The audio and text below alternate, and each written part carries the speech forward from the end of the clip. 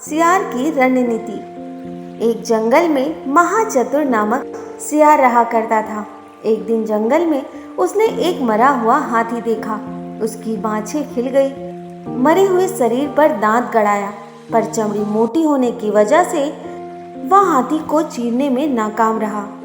वह कुछ उपाय सोच ही रहा था, उसे सिंह आता हुआ दिखाई दिया। आगे बढ़कर उसने सिंह का स्वागत किया और हाथ जोड़कर कहा, स्वामी, आपके लिए मैंने इस हाथी को मार कर रखा है।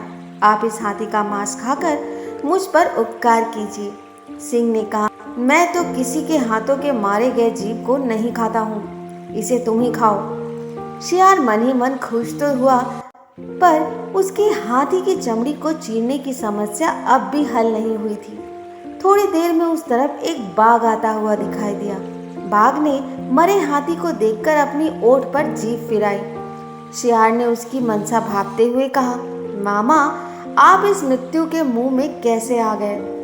सिंह ने इसे मारा है और मुझे इसकी रखवाली करने को कहा है। एक बार किसी बाघ ने उसके शिकार को जूठा कर दिया था।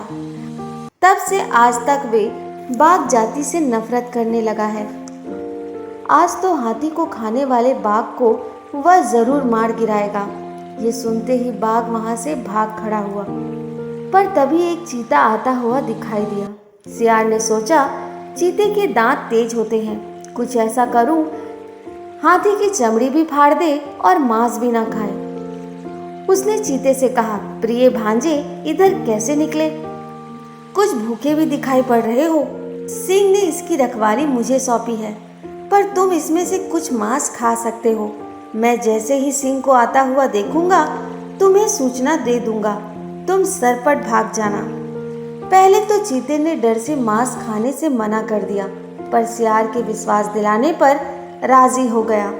चीते ने पल भर में हाथी की चमड़ी फाड़ दी। जैसे ही उसने मांस खाना शुरू ही किया, दूसरी तरफ देखते हुए सियार ने घबरा कर कहा, भागो, सिंह आ गया। इतना सुनते ही चीता सरपट से भाग खड़ा हुआ। सियार बहुत खुश था। उसने कई दिनों तक उस विशाल जानवर का मांस खाया। सिर्फ अपनी सूझबूझ से छोटे से सियार ने अपनी समस्या का हल निकाल लिया। बुद्धि के प्रयोग से कठिन काम भी संभव हो सकता है।